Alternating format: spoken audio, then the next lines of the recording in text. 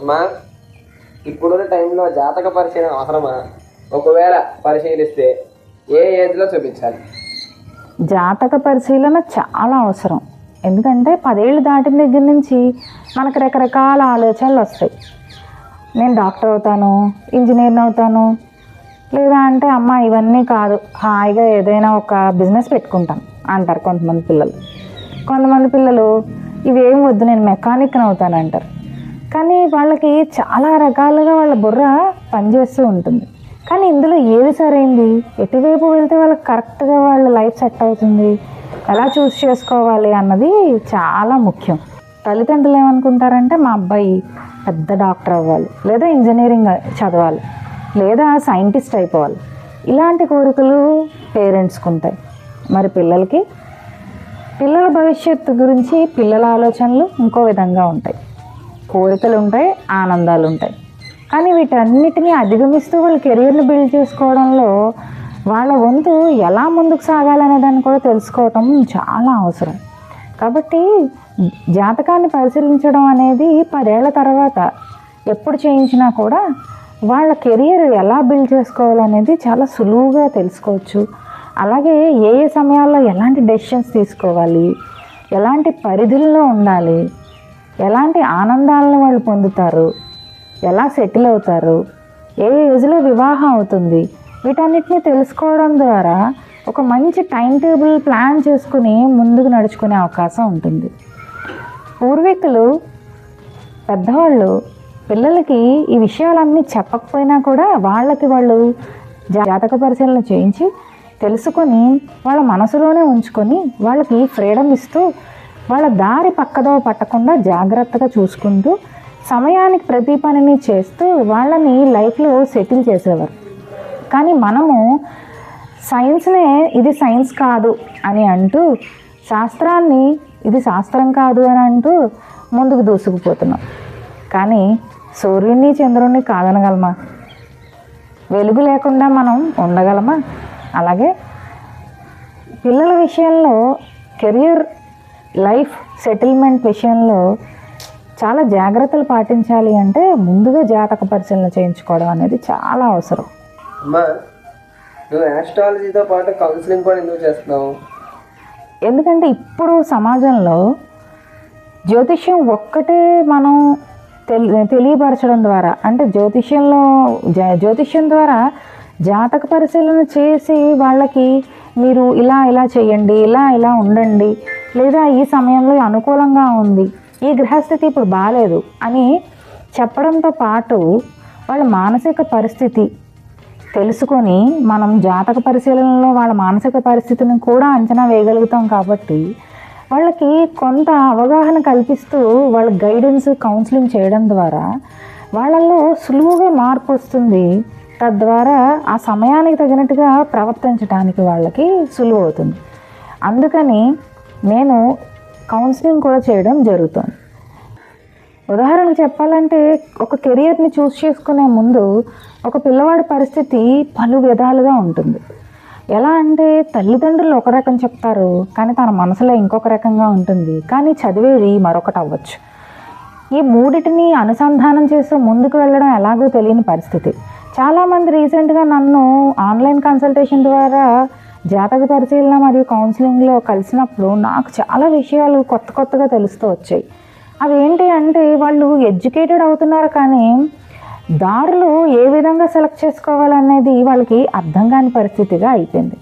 అయితే ఇప్పుడున్న జనరేషన్కి పేరెంట్స్ కూడా చదువు ఒకటే ముఖ్యం అనే భావంతో పెంచుతున్నారు, కానీ దైవ ప్రార్థన కానీ, దైవారాధన కానీ, స్పిరిచువాలిటీని డెవలప్ చేయడం కానీ జరగకపోవడం వలన ఏ విషయంలో వాళ్ళు ఎక్కువగా ఉండిపోతే ఆ విషయంలో కూరుకుపోతున్నారు. బయటికి రావడం తెలియట్లేదు. ఉదాహరణకు చెప్పాలంటే ఒక పద్మవ్యూహంలాగా కనబడుతున్నది వాళ్ళకి. లోపలికి వెళ్ళగలుగుతున్నారు, కానీ బయటకు ఎలా రావాలో తెలియని పరిస్థితి. కాబట్టి ఇలాంటి సిచ్యువేషన్స్లో ఒకవేళ మీకు ఎగ్జాంపుల్ చెప్పాలంటే, ఎంబీబీఎస్ సీట్ కోసం నీట్ ప్రిపేర్ అవుతున్న ఒక పిల్లవాడో పాపో సీట్ రాకపోతే సిచ్యువేషన్ని వెనక్కి ఎలా తెచ్చుకోవాలో తెలియని పరిస్థితి. సుమారుగా 2-3 ఏళ్ళు ప్రిపేర్ అయ్యి కూడా నీట్ రాలేదు అనగానే వాళ్ళల్లో తెలియని డిప్రెషన్ వచ్చేస్తుంది. కానీ పేరెంట్స్ దీన్ని ఏం చేస్తున్నారు? చాలామంది ముందంతా పుష్ చేస్తాము, తీరా చేసి రాలేదనేసరికి దెబ్బలాడతాము, మళ్ళీ ప్రయత్నించు అంటాము, లేదా ఇంక అక్కర్లేదు వదిలే అంటాం. కానీ వాళ్ళ మనసులో నిజంగా నీట్ ప్రిపేర్ అయ్యేంత సత్తా ఉందా? వాళ్ళు డాక్టర్ అవ్వగలిగే కెపాసిటీ జాతకంలో ఉందా? లేదా అంత సైన్స్ ఇంట్రెస్ట్ ఉన్నప్పుడు దాన్ని ఫార్మాలోకి ఏమైనా మార్చుకోగలరా? ఇవన్నీ కూడా ఒక్కసారి ముందుగానే పరిశీలన చేయించుకోవడం వల్ల వాళ్ళలో ఇంత ప్రెషర్ డెవలప్ అవ్వదు కదా. వాళ్ళ జాతకంలో ఉన్న పరిస్థితికి, వాళ్ళ జాతకంలో ఉన్న అనుకూలత ప్రతికూలతలు కన్నా చుట్టూరా ఉన్న ప్రభావాల వలన, తల్లిదండ్రులు అభిప్రాయాలు, అలాగే గురువులు అభిప్రాయాలు, టీచర్స్ గురువుల అభిప్రాయాలని ఎక్కువగా రుద్దడం వలన పిల్లల భవిష్యత్తు పాడవుతుంది అనేది నా ఉద్దేశం. అమ్మ, ఇప్పుడు నాకు గవర్నమెంట్ ఎగ్జామ్ రాశాను అనుకో, చాలా ఏళ్ళ నుంచి కష్టపడి చదివి రాస్తే పాస్ అవ్వలేదు. అది నెక్స్ట్ టైం చేస్తాం అనేది జ్యోతిష్యంలో తెలుస్తుంది. తప్పకుండా తెలుస్తుంది. ఎందుకంటే గవర్నమెంట్ ఉద్యోగం అని అనిపించవచ్చు, కానీ అదొక్కటే జీవితం కాదు కదా.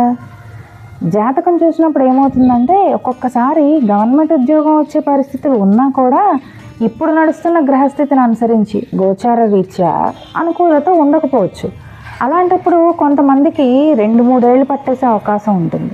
ఒక్కొక్కరికైతే వాళ్ళు ఆ సమయాన్ని దాటాక దానికోసం ప్రయత్నించడం వలన చాలా ఏళ్ళు ఇబ్బందులకు గురవుతారు, సెటిల్ అవ్వరు. ఏంటి నా జీవితం అని అనుకుంటారు. కానీ వాళ్ళకి అర్థం కాని విషయం ఏంటంటే సమయ అనుకూలత కన్నా ముందు వెనకో ఆ పరిస్థితి కలగడం, ఆ ఎగ్జామ్స్ రాయడం వలన చాలామంది సెటిల్ అవ్వడం లేట్ అవుతుంది. గవర్నమెంట్ ఉద్యోగం అయినా ప్రైవేట్ ఉద్యోగం అయినా కూడా వాళ్ళకి ఏ వే సెట్ అవుతుంది అంటే మెడికల్ వైపు వెళ్ళాలా, లేదా గ్రూప్స్ ప్రిపేర్ అవ్వాలా, లేదా లా చదవాలా, లేదా ఇంకేమైనా మిషనరీ వైపు ఇండస్ట్రీస్ వైపు వెళ్ళాలా, లేదు అంటే అబ్రాడ్ వెళ్ళి చదువుకోవాలనుకున్న వాళ్ళ పరిస్థితి ఏంటి, ఇవన్నీ కూడా మనం జాతక పరిశీలన చేయడం ద్వారా తెలుసుకోవచ్చు.